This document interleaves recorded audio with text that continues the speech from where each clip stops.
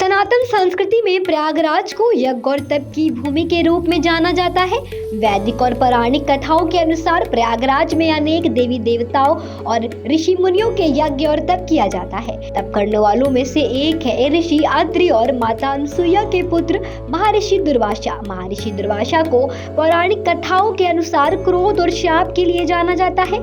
पौराणिक कथाओं के अनुसार महर्षि दुर्वासा के श्राप के कारण ही देवता शक्तिहीन हो गए थे। मानता है कि अपने क्रोध के कारण ही महर्षि दुर्वासा को प्रयागराज में शिव जी की तपस्या करनी पड़ी थी। पौराणिक कथाओं के अनुसार समुद्र मंथन में निकले अमृत की एक बूंद गिरने से ही प्रयागराज में महाकुंभ का आयोजन किया जाता है। पुराणों में समुद्र मंथन की कई कथाएं प्रचलित हैं। उसमें से एक कथा ये है कि ऋषि दुर्वासा के श्राप के कारण ही देवताओं को असुरों के साथ समुद्र मंथन करना पड़ा था। पुराणों के मुताबिक एक बार देवराज इंद्र हाथी पर बैठकर ब्रह्मांड कर रहे थे। इसी दौरान उनकी मुलाकात महर्षि दुर्वासा से हुई तो उन्होंने भगवान इंद्र को आशीर्वाद के रूप में फूलों की माला पहनाई थी। देवराज इंद्र ने अपनी शक्ति की मदद से महर्षि दुर्वासा द्वारा दी गई माला को अपने हाथी को पहना दिया था। हाथी ने फूल की महक से परेशान होकर माला को गले से उतारकर पैरों में कुचलकर तोड़ दिया। ये सब देखकर महर्षि दुर्वासा क्रोधित हो गए और देवराज इंद्र सहित सभी देवताओं को शक्तिहीन होने का श्राप दे दिया। दुर्वासा के श्राप के बाद सभी देवता निराश होकर विष्णु जी के पास पहुंचे। भगवान विष्णु ने देवताओं को फिर से शक्ति प्राप्त करने के लिए समुद्र मंथन करने को कहा। महर्षि दुर्वासा के श्राप से मुक्ति और अमृत प्राप्त करने के लिए देवताओं ने समुद्र मंथन किया था।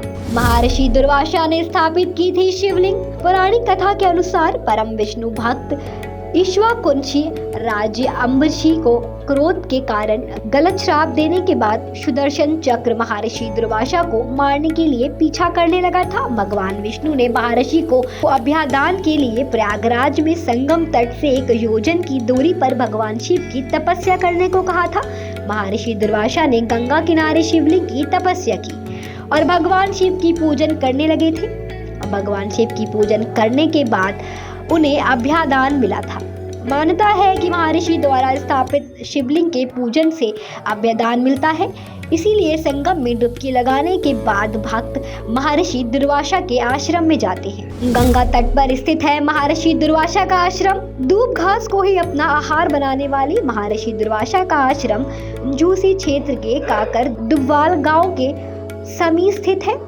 इस मंदिर में एक प्राचीन शिव मंदिर है। कहा जाता है कि इस मंदिर में शिवलिंग की स्थापना स्वयं दुर्वासा ऋषि ने की थी। वही मंदिर के गर्भगृह में महर्षि दुर्वासा की साधना अवस्था से बनी एक प्रतिमा स्थापित है। साथ ही मंदिर परिसर में अत्रि ऋषि, माता अनसुईया, दंतत्रेय भगवान चंद्रमा, हनुमान जी और मां शारदा की प्रतिमा मौजूद है। महर्षि दुर्वासा को वैदिक ऋषि अत्रि और सती अनसुईया का पुत्र और भगवान शिव का अंश माना जाता है। भगवान दत्तात्रेय और चंद्रमा उनके भाई हैं। सावन मास में प्रतिवर्ष मेला लगता है तथा मार्गशीर्ष माह की चतुर्दशी के दिन महर्षि दुर्वासा की जयंती मनाई जाती है।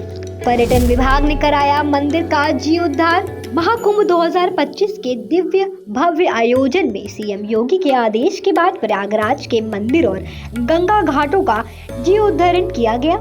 वहीं पर्यटक विभाग ने गंगा किनारे स्थित महर्षि दुर्वासा आश्रम का भी जीर्णोद्धारण किया गया। मंदिर के प्रवेश मार्ग पर 3 विशाल द्वार बनाए गए। मंदिर की पेंटिंग और लाइटिंग का भी काम कराया जा रहा है। महाकुंभ के दौरान संगम स्नान करने के लिए आने वाले श्रद्धालु अभ्यादन पाने के लिए महर्षि दुर्वासा आश्रम और शिवलिंग का पूजन करने जरूर जाते हैं।